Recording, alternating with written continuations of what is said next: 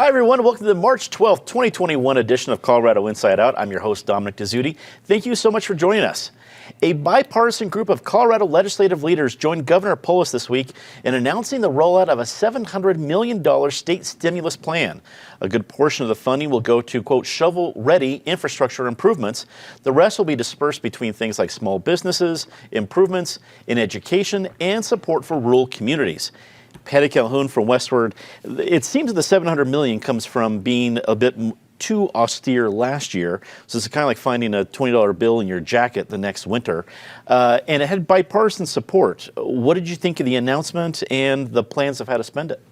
Well, I think the announcement was a big relief. First of all, that they cut $3 billion out. They thought things were going to be so bad that it was not quite as bad. But really, when you look over the last year, how much worse did we need it? 6,000 deaths. We just, while we were waiting to film, had the moment of silence in Denver for the people who passed away. Tomorrow is the first anniversary of the first COVID death in Colorado. So we're coming out of it, but we have to remember a lot of the things we're going to get, assuming the legislature passes this, and given how bipartisan it is, you have to think it's going to be close. But a lot of these things were cut out of the budget in the first place. It's good to see some of them coming back. The broadband for the rural areas, have we ever needed anything more than good broadband this year? That there something that wasn't in the budget last year that was restaurants, and that we've got relief for restaurants. An industry hit so hard, they're estimating in Colorado $3 billion in losses. So there's a little something for everyone in this, including transportation, roads, some bridge fixes that are very badly needed. So I assume it'll pass through. And of course, we still have money coming from the feds, which just minutes before this announcement had passed, what, 1.9 trillion, billion? Yeah.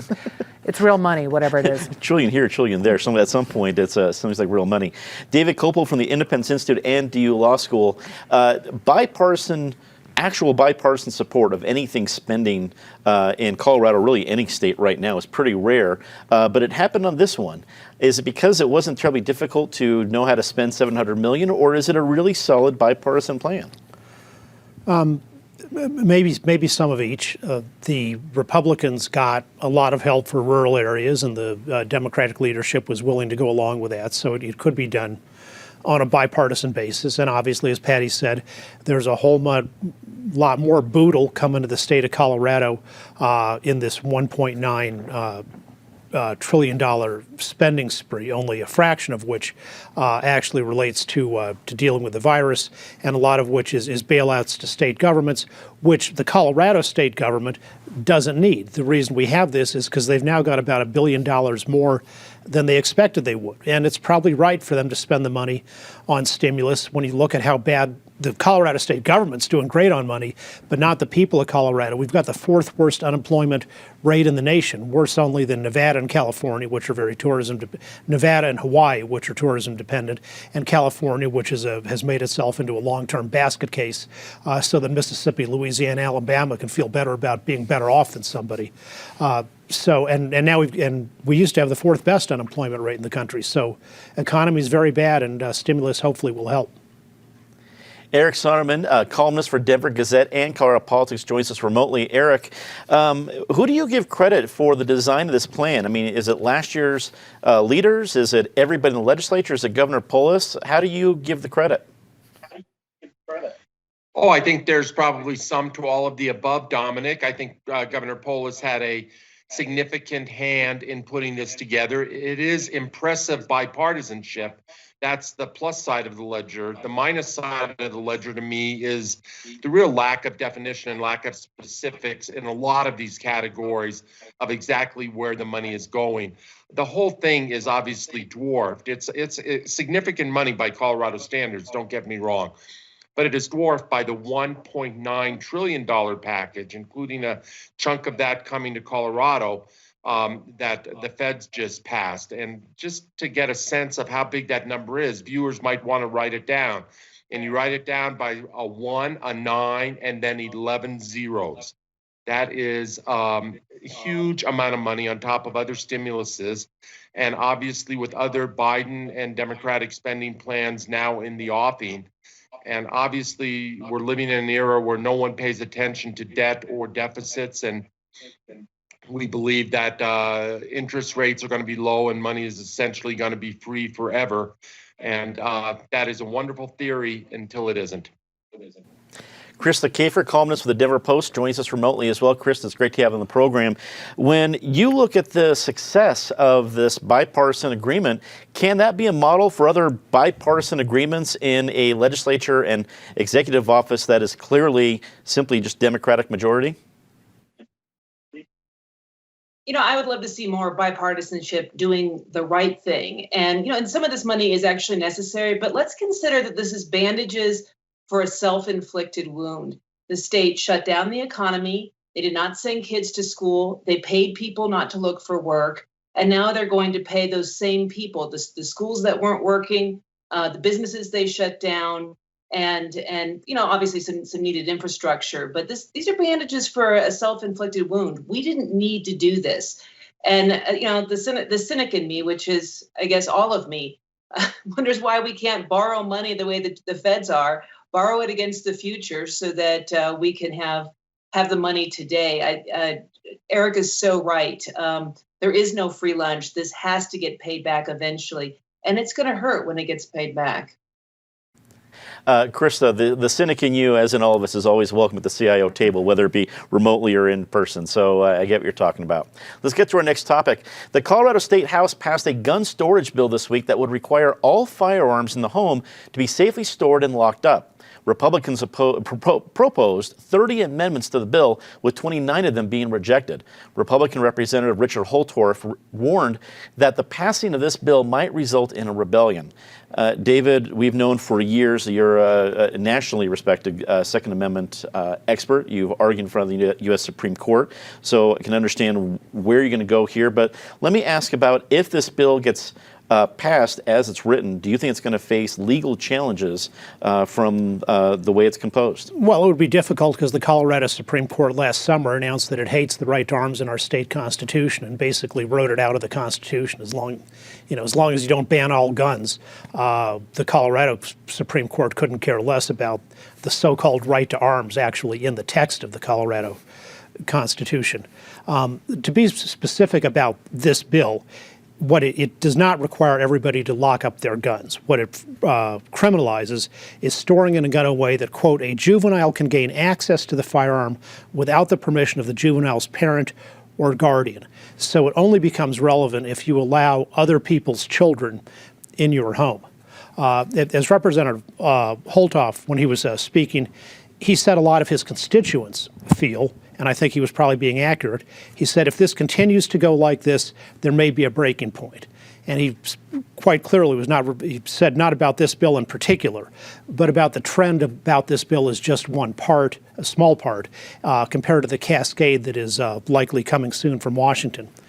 So, maybe a few years from now, there will be mandatory home inspections of your gun storage and searches of your house to see if you surrendered the guns that you were supposed to by new gun bans.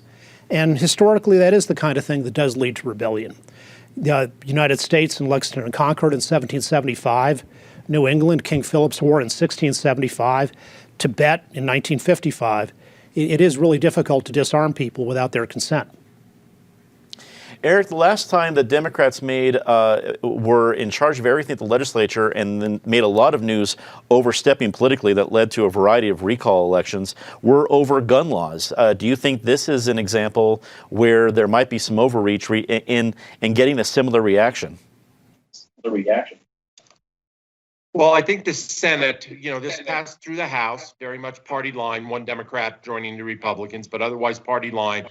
The Senate may be a little more of a braking mechanism or a tempering mechanism, where there are a couple Democratic senators who may look a little more askance at this. We shall see. As to David's presentation, if that parade of horribles was ever to come about, I would certainly join David. If we're sort of tearing down home walls, looking for safe storage and looking for everything else, much less confiscation. But I think we're a long ways away from that, and I think there's a bit of hyperbole in it. I think the idea of safe storage, of making these weapons harder to access, whether accidentally or on purpose, by children is a laudable goal. Devil's always in the details. And if the Senate wants to ramp back on some of those provisions to make them a little bit less onerous, no objection here. But I think we all need to be careful on the rhetoric, including Representative Holtorf, who David was quoting, particularly in the aftermath of January 6th. Anyone even inferring rebellion, I think we all ought to just be a little more careful that we all are vested together in this enterprise, and let's tone down the words when possible. Krista, Colorado is no stranger to disagreements politically over gun legislation, but the whole idea of this expanding the rural-urban divide that is no stranger to the entire country, but especially here in Colorado. What do you make of those comments? I agree. I think it does expand that rural divide. I mean, as a rancher who keeps a rifle handy to spare his flock predation by coyotes, is he going to get in trouble because that rifle is just a little too handy? And here's the deal. My dad was a gun collector. He liked to collect historic older guns. He always kept them safely stored. When I was a kid, they were in a safe. And I believe in safe storage. But here's an interesting thing. In every house, there are dangerous items that can be misused for violence or self-harm. And that's not just firearms. That's prescription drugs, power tools, cutlery, a baseball bat. And yet this legislation only targets one specific thing. And it seems a little arbitrary in that way. Why not expect parents to be good parents and to live with the outcome of that good parenting rather than have these kinds of mandates? When laws become a little arbitrary, they invite people to break them. Patty, the whole idea of safe storage of guns, I think, is something that most Coloradans would hope is an assumption, that if there are people with weapons of any kind, as Krista makes a good point about other things that are dangerous in the home, that all of those things are handled responsibly. But what do you think about this particular legislation covering guns? Yeah, I have some throw rugs that are very dangerous. I've been falling over them for the last year. Here's the interesting thing about this proposal. If people want to rebel and not obey it and not follow it in their own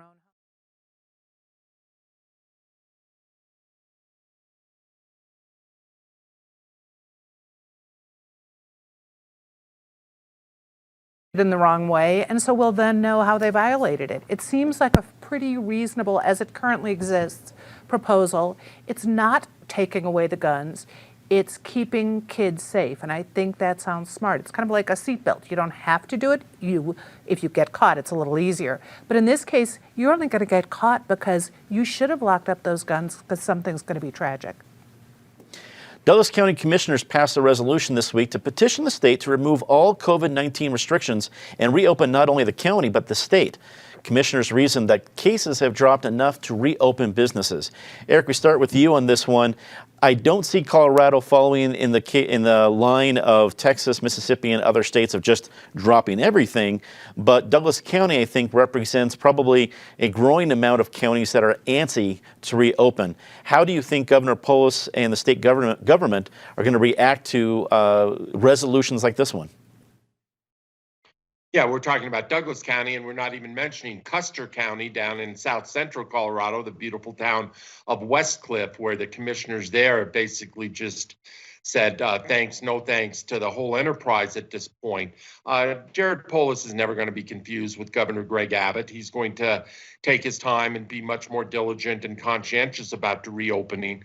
I flash back on a cartoon I saw a couple days ago, and obviously it's hard to describe a cartoon without the visual.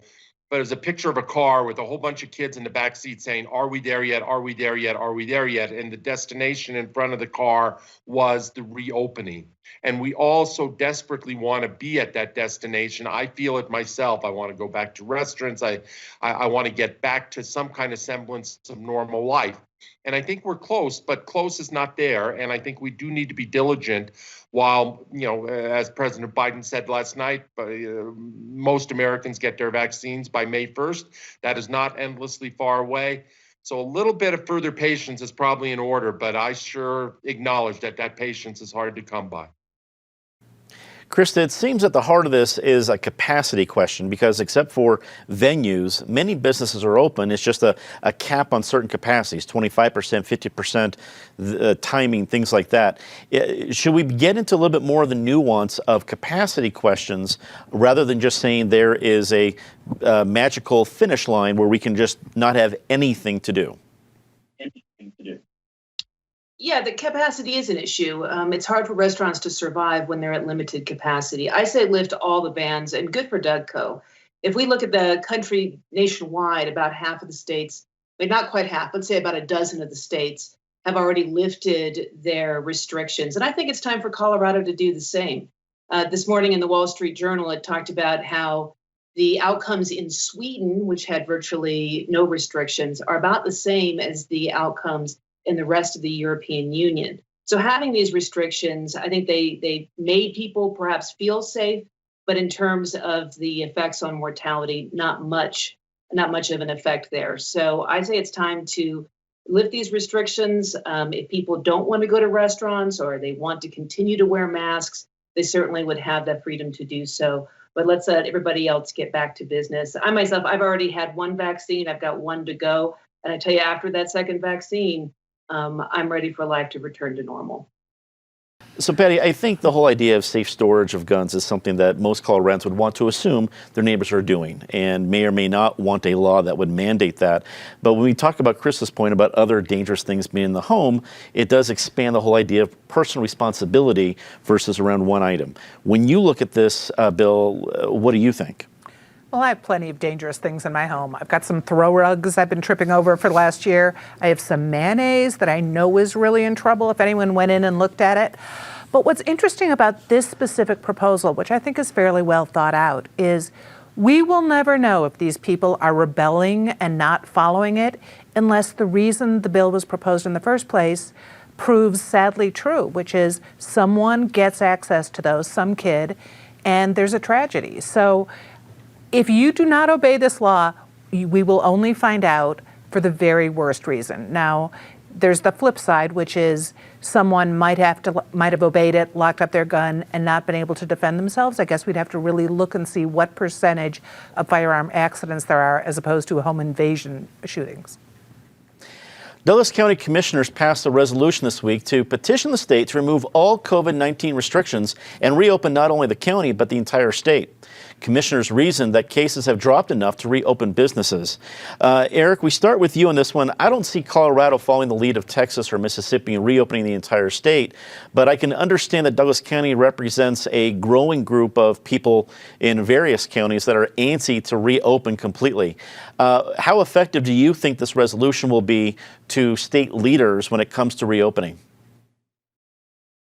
I don't think Jared Polis is ever going to be confused with Texas Governor Greg Abbott, and I'm not sure that the Douglas County Commissioner resolution is going to be all that persuasive or influential with Governor Polis. But that said, I do think Douglas County, which has been sort of pushing over the course of the last year for greater liberties, greater opening, fewer restrictions, shall we say. I do think in this case, they're speaking for a whole lot of people, but that question is whether they are speaking wisely. We are all eager to get back to our lives, to reopen, to go to restaurants. I think of this cartoon I saw this week, which is a destination out in front of a car saying reopening, and everyone in the car, all the kids are saying, are we there yet? Are we there yet? Are we there yet? And the reality is we're not quite there yet, but per President Biden's speech last night, with the goal of May 1st for the vast majority of Americans to have vaccines, that day is coming soon, and I'm as impatient for it as anyone. Chris, it seems to me that the heart of this is a capacity question because except for venues, many businesses are open, but it might be at limited capacities, 25%, 50%, it kind of varies. Do we need to get a better and more incisive decision-making ability when it comes to capacity, or is it about simply reopening everything? Capacity is an issue. How these restaurants are surviving on limited capacity, I don't know. I think we need to reopen the whole state.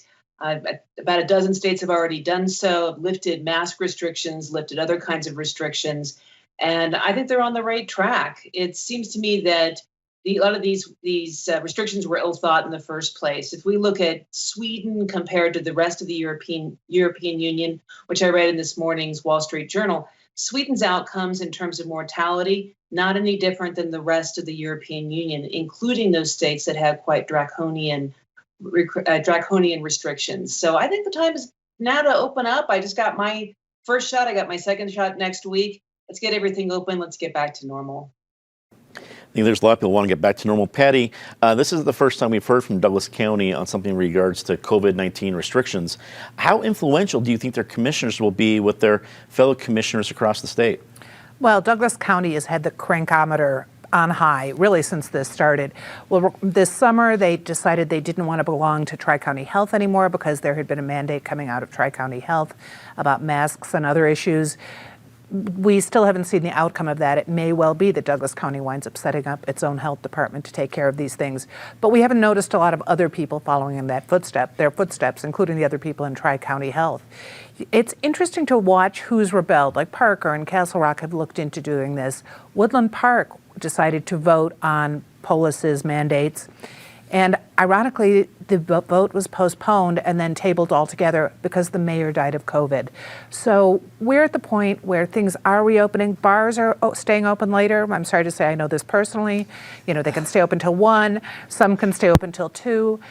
Things are coming back if people can just hold on. And I don't think a little more safety and social distancing is going to hurt. David, it feels like we're in that last 5% of the race, and we have differences of opinion of where that finish line is. Was it 5% to go, or is it 5% in front of us? How influential do you think Douglas County will be? Will we hear from more cities and counties about this issue? Well, the race is actually going to be like the real-life application of Zeno's paradox, where you always get one step closer to the half the distance to the goal line, but you never actually get there. People are going to try to keep this going forever. We're now a year into 15 days to slow the spread, to stop hospitals from being overwhelmed, and that worked. And we're not even close to hospitals being overwhelmed, and we're now up to 350 executive orders, one-man rule, contrary to the system of our Constitution. You know, Custer County voted 2-1 to end their local restrictions, and 2 days later, Jill Hunsaker Ryan, who's the head of the Colorado Department of Health, gave them exactly 1 day to say they would submit to moving levels in the dial, and then the county commissioners, after their 2-1 vote, voted 3-0. To maintain their position. Douglas County is not going to at least use its own powers to enforce against restaurants and other businesses. People are well past the point of being exhausted with the arbitrariness of what's going on. Let's get to our very favorite part of the show, Disgrace of the Week. As always, Ms. Calhoun, please start us off. There are true injustices around the world and in this country, and we've seen protests about a lot of them over the last year. The injustices do not seem that strong up in Boulder, where we had the party that turned into pelt police with cans, with bottles, break car windshields. We understand everyone's getting a little antsy, but really the CU students and the Boulder residents, the Hill residents, could have held on a little longer. And it's a nice display of college-level education by filming everything. So there's no way there'll be any repercussions from that. David, your Disgrace of the Week. Here is how not to be a disgrace. If you have to drive this weekend, then have emergency supplies and your tools, because all the rescue crews are probably going to be pretty busy, and so you might have to wait a long time for someone to help you out. Eric, we go to you for your Disgrace of the Week. Well, Patty took mine, and I agree with David's as well. Let me go. I was fortunate, along with my wife, we got our second vaccine 2 days ago, and 24 hours later was not a pretty picture. There is an after effect in some cases. I know everyone reacts differently. That said, there is a free-for-all atmosphere out there about vaccine sign-up, about who gets vaccines, about where, about having to drive halfway across the state in some instances. I know President Biden last night announced some website to make this easier. Where has that website been? Why is it so difficult in Colorado? We have a governor who made his money in software. This should be a much easier process than it is. Here on that. I'm not eligible yet, but I keep wondering when I am, how in the heck am I going to find it? It's an interesting question there, Eric. Krista, we go to you for your disgrace of the week. I'm with Patty. The guys up on Boulder that were breaking people's stuff, you don't break people's things, you break the rules. Go without your mask. Meet with a whole bunch of friends in your apartment, but for Pete's sake, don't break other people's things. Break the rules, but respect private property. Come on. Chris, I think you make a good point. The first rule of beer pong is to not destroy the ping pong table or to make a ruckus out of it later. Let's get to say something nice about somebody. Patty. Well, and they can go out to Boulder Creek, too. I don't know if that's reopened yet. I want to say something nice about all the people the businesses that have had such a tough time over the last year. You look at the restaurants that have really, and the restaurant workers who still aren't on the vaccination list until the 21st, the priority list, but the people who've tried to really keep things together. It's great that the state put out a separate amount of money for them, that the feds look like they're doing it too, but it is going to take a really long time for this very robust, once robust, part of Colorado's economy to come back. And then there's live music, which the entertainment venues have suffered a lot too. David. The college athletes, the coaches, and everybody else who brought back college sports last fall against the hysterics who tried to shut it down, and now they've continued through March, and we're going to have March Madness starting in this upcoming week. And compared to how crazy the rest of the world has become, we might as well call it March Sanity. Here. Eric, you're say something nice. Well, first of all, Dominic, I have to say something nice about you. You got beer pong into this show. That was impressive. And Krista has her cat into this show, which is also impressive. More seriously, I consider March 12th sort of to be the D-Day, at least in our household, a year ago when the world changed, when my wife's school shut down, went remote. When life as we know it changed. And for everyone who got through this last year, particularly doing your best to keep your sanity, kudos and obviously tribute to all those who were lost during this last year. Well said, Eric. Appreciate the kind words. Beer pong is one of the toughest squares on CIO bingo to get, so happy to help out tonight. Chris, we go to you for say something nice. You know, I'm going to give it to the Colorado Cattlemen's Association. They very cleverly decided to launch a meat in after the governor decided to do a meat out, a no eating meat on March 20th. At the meat in, you should go get a non-plant-based food alternative, a delicious steak or some bacon at a restaurant. So kudos to the Cattlemen's Association for pushing back. I don't eat meat with every meal, but when I do, it's because some politician has said that I shouldn't. Because after all, I would rather eat mutton than be a sheep.